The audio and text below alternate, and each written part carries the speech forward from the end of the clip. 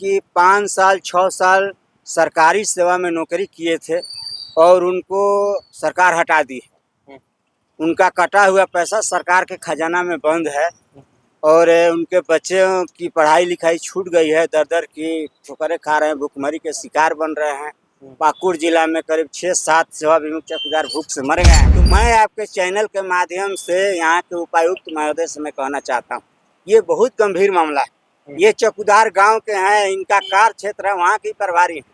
एक तो अवैध ड्यूटी कराए, इस बेचारे गरीब आदमी का जनवरी का अभी तक पेमेंट नहीं हुआ। जो चौकीदार के कार्यरत में डेट कर जाते हैं, उनके आश्रित को अनुकंपा के आधार पर नौकरी दी जाती है, लेकिन उसमें यहाँ ऐसा सिस्टम कर दिए हैं कि उनसे भी परीक्षा उनसे भी लिया जा रहा है। ये क्रमबद्ध अनशन का मतलब होता है 1:35 बजे दिन में हम शुरू किए हैं, कल 1:35 बजे दिन में हमारा समाप्त हो जाएगा, लेकिन मेरे बदले में कोई हमारा दूसरा साथी इसको आगे बढ़ाएगा। अच्छा, मतलब लगातार हमारी 6 सूत्री मांगों में प्रमुख है कि सरकारी कर्मचारी बने हुए करीब 35 साल हो गया चौकीदार दफ्तर।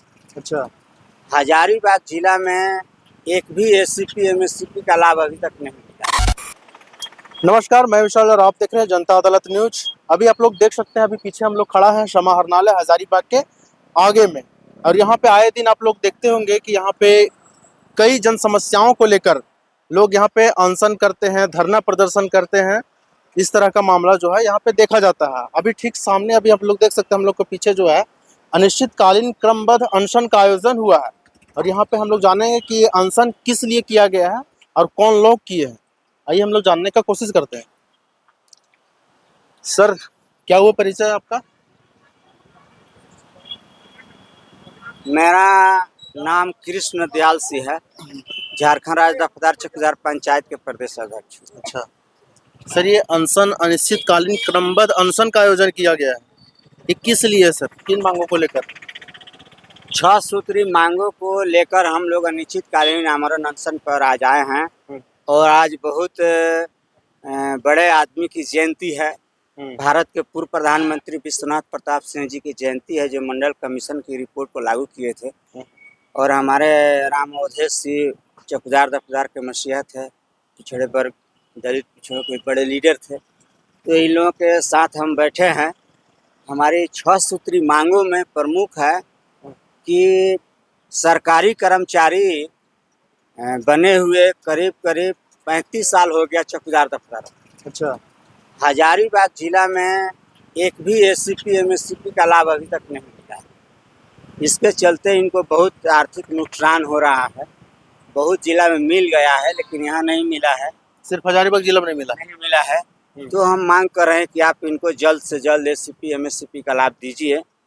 वर्दी भाता यहाँ 2016 के बाद भुगतान नहीं हुआ है। आप सोच सकते हैं, पहले नियम था 2 साल पर 2500 रुपया मिलता था, लेकिन अब 5000 रुपया इन लोगों को वर्दी भत्ता हो गया है प्रति वर्ष, लेकिन 2016 से नहीं मिला है। तो हम मांग कर रहे हैं कि आप सब जोड़ करके इनको बकाया भुगतान 2016 से बकाया है। हाँ, सब बकाया उसको जोड़ के दीजिए। अगली हमारी मांग है कि 5 साल 6 साल सरकारी सेवा में नौकरी किए थे और उनको सरकार हटा दी है।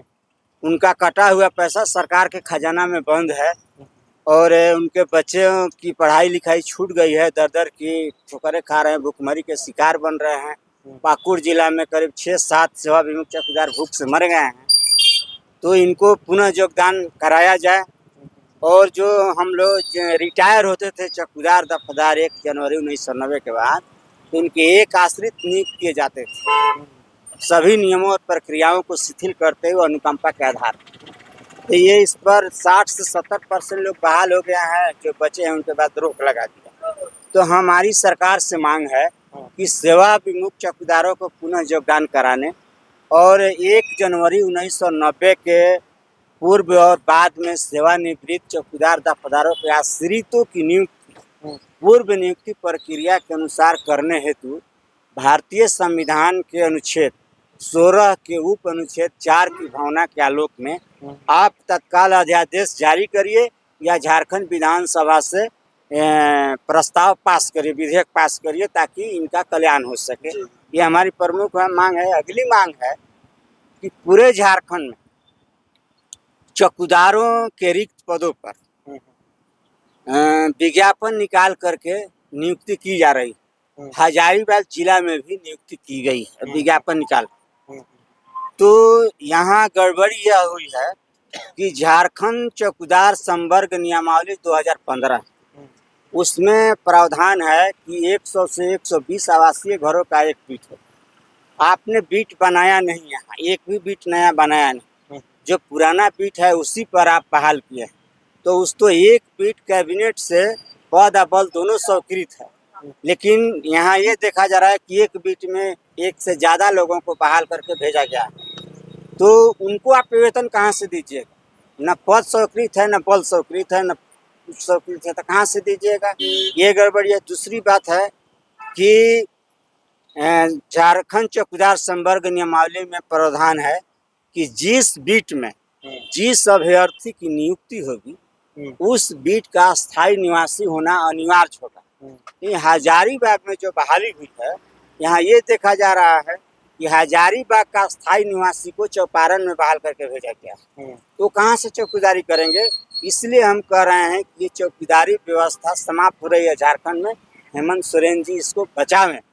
और हम माननीय मुख्यमंत्री जी से मांग करते हैं कि भारत की सबसे पुरानी प्रशासनिक व्यवस्था चौकीदारी व्यवस्था है और ये संकट में है, ये समाप्त हो रही है और ये कलंक आपके माथे पर लगने जा रहा है। आप इसको बचाइए। और जो जिन जिन जिलों में नियुक्ति हुई है सब जगह अपवाद को छोड़ करके गड़बड़ी हुई है और इसके चलते चौकीदारी व्यवस्था समाप्त हो जाएगी। तो हमारी इनसे मांग है माननीय मुख्यमंत्री जी से कि आप झारखंड विधानसभा की समिति से जांच करा लीजिए। सभी निर्वाचित दल के लोग उसमें रहेंगे और दूध का दूध और पानी का पानी हो जाएगा। मैं हजारीबाग जिला के बारे में यहाँ के जो उपायुक्त महोदय हैं इनसे भी हम मांग करते हैं कि हजारीबाग में जो विज्ञापन निकाल करके नियुक्ति की गई है चौकीदारों के रिक्त पदों पर, आप इसकी जांच कर लीजिए कि जो झारखंड चौकीदार संवर्ग नियमावली है उसमें जो प्रावधान है उसके अनुसार यहाँ बहाली हुई है कि नहीं हुई। अगर हुई है नियमावली के अनुसार तो हमको कुछ नहीं कहना है, लेकिन नहीं हुई है तो आप इसको तत्काल रद्द करिए। इसलिए कि अवैध काम करने का किसी को पावर नहीं दिया गया है। और आपको आपके माध्यम से, आपके चैनल के माध्यम से मैं माननीय मुख्यमंत्री जी से मैं यही उनको ये भी बताना चाहता हूँ कि माननीय झारखंड उच्च न्यायालय के आदेशानुसार ये विज्ञापन निकाल के बहाली आप कर रहे हैं, लेकिन माननीय झारखंड उच्च न्यायालय रांची और झारखंड सरकार ने किसी उपायुक्त को ये आदेश नहीं दिया है कि झारखंड चौकीदार संवर्ग नियमावली 2015 में जो प्रावधान है उसके खिलाफ में आप बहाली करिए। आप कैसे कर रहे हैं? ये गड़बड़ी है। इसलिए हम बैठे हैं यहाँ। आज हम शुरू किए हैं और ये करमबद्ध अनशन का मतलब होता है 1:35 बजे दिन में हम शुरू किए हैं। कल 1:35 बजे दिन में हमारा समाप्त हो जाएगा, लेकिन मेरे बदले में कोई हमारा दूसरा साथी इसको आगे बढ़ाएगा। अच्छा, मतलब लगातार चलते रहेगा। यही इसी को हम क्रमबद्ध अनशन कहते हैं। अच्छा, अभी तक किसी भी यहाँ पे हजारीबाग का अगर बात करें हम लोग तो हजारीबाग जिले का किसी भी जनप्रतिनिधि द्वारा या किसी भी पदाधिकारी द्वारा आपको कुछ आश्वासन मिला यहाँ पे? जी नहीं, आज तो हम यहाँ बैठे हैं, अभी तक कोई आश्वासन नहीं मिला है। किन्हीं के द्वारा? अमित यादव जी से आज हमारी बात हुई है, जो माननीय विधायक है बरकट्ठा के, तो वो बोले कि हम अभी थोड़ा बाहर हैं। हजारीबाग विधायक? हजारीबाग के माननीय विधायक से हमारा संपर्क नहीं हुआ है, तो हम लोग संपर्क करने का कोशिश करेंगे। और हम समझते हैं कि ये जस्टिस के लिए सत्याग्रह। क्या कुछ कहना चाहेंगे इस क्रमबद्ध अनशन के लिए? नेताजी का बात को हम समर्थन है और हम लोग का जो मुख्य सूत्री मांग है वो ये उपायुक्त महोदय जो हम लोग का जो है पूरा करें। क्या नाम हुआ आपका? मेरा नाम हुआ ब्रह्मदेव शर्मा। चलिए, ठीक है। एक मामला आपको और यहाँ बताता हूँ, सदर अंचल का हजारीबाग। चौकीदार का ट्रांसफर एक बीट से दूसरे बीट में नहीं होता है, लेकिन करीब 4-5 साल से मुफस्सिल थाना के 2 चौकीदार, ये दशरथ ठाकुर हैं और एक आयूब खान है कर्मचारी, आयूब जी, दोनों लोगों को रात्रि ड्यूटी में लगाया गया था सदर अंचल। तो जो एक दूसरे चौकीदार थे उनसे बेट बेगारी सीओ साहब कराते थे, जहाँ जाते थे अपना गाड़ी चलाते थे, ये बेचारे अकेले रहते थे वहाँ। तो अंचल में अकेले रहना बहुत गड़बड़ है, रात में सरकारी संपत्ति है, अकेले कैसे आदमी रहेगा। तो ये थाना को सूचना किए, पूरे प्रशासन को सूचना तो बड़ा किए जवाबदेही। कि भाई इस तरह की गलत है, हम कैसे यहाँ क्या करें। तो ये चले गए थाना में, तो थाना से ही अब्सेंटी जाता है इन लोगों के वेतन भुगतान के लिए। तो मुझको जो सूचना मिली है कि सदर अंचल पदाधिकारी वहाँ के थानेदार को बोले कि दशरथ ठाकुर का अब्सेंटी नहीं भेजना है, केवल आयुब का भेजना है, जो उनका बेट बेगारी करता था, जो गाड़ी चलाता था। तो मैं आपके चैनल के माध्यम से यहाँ के उपायुक्त महोदय से मैं कहना चाहता हूँ, ये बहुत गंभीर मामला है। ये चौकीदार गांव के हैं, इनका कार्य क्षेत्र है, वहाँ के प्रभारी हैं। एक तो अवैध ड्यूटी कराए, इस बेचारे गरीब आदमी का जनवरी का अभी तक पेमेंट नहीं हुआ, थानेदार साहब अभी तक अब्सेंटी नहीं भेजे। तो हम मांग करते हैं उपायुक्त महोदय से कि इस मामले की जांच करें कि किसके कहने से मुफस्सिल थाना प्रभारी ड्यूटी करने के बाद भी दशरथ ठाकुर चौकीदार का अब्सेंटी नहीं भेजे और इसी के साथ काम करने वाला एक चौकीदार का भेज दिए।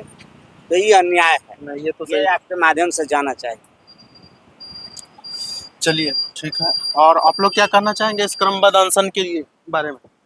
हम लोग आज क्रमबद्ध अनशन इसलिए किए हैं कि हम लोग को सरकारी नौकरी की लगभग 35 बरस हो गया और आज तक एसीपी एमएससी का लाभ नहीं मिला, जिसे हम लोग सभी चौकीदारों में इसका नाराजगी है। और जिला में हम लोग को देखने मिला है कि एसीपी एमएससी का लाभ मिला है, वर्दी भत्ता मिला है। तो हजारीबाग जिला में वर्दी भत्ता 2015 से ही प्रोजेक्ट नहीं मिला है और न एसीपी एमएससी का लाभ मिला है। तो मैं उपायुक्त महोदय से अनुरोध करता हूँ कि हम लोग को भी हजारीबाग जिला में एसीपी एमएससी का लाभ मिले और वर्दी भत्ता दिया जाए। दूसरा है कि जो चौकीदार के कार्यरत में डेट कर जाते हैं उनके आश्रित को अनुकंपा के आधार पर नौकरी दी जाती है, लेकिन उसमें यहाँ ऐसा सिस्टम कर दिए हैं कि उनसे भी परीक्षा उनसे भी लिया जा रहा है। जबकि अनुकंपा के आधार पर जो नौकरी करने जो मर जाते हैं, अनुकंपा में जिसको लिया जाता है वो चाहे जिस ढंग का हो, ठेपाधारी भी हो, तो उनको नौकरी में लिया जाता है, जो लायक से चपरासी में क्यों नहीं हो, लेकिन उनको लिया जाता है। तो यहाँ भी एग्ज़ाम जो लिया जाता है वो उपायुक्त महोदय से कहेंगे कि जो अनुकंपा के आधार पर चौकीदारों से परीक्षा लिया जाता है वो नहीं ले और सिर्फ साक्षर को ही चौकीदारी नियुक्ति में ले। मुनीलाल पासवान, जिला सचिव हजारीबाग। चलिए बहुत बहुत धन्यवाद। देख सकते हैं आप लोग यहाँ पे जो क्रमबद्ध अनशन चल रहा था, किन किन मांगों को लेकर ये लोग कर रहे हैं क्रमबद्ध अनशन, वो तो आप लोग जान गए होंगे। इसके बारे में आप लोगों का क्या रहा, आप लोग कमेंट में जरूर दीजिएगा। धन्यवाद।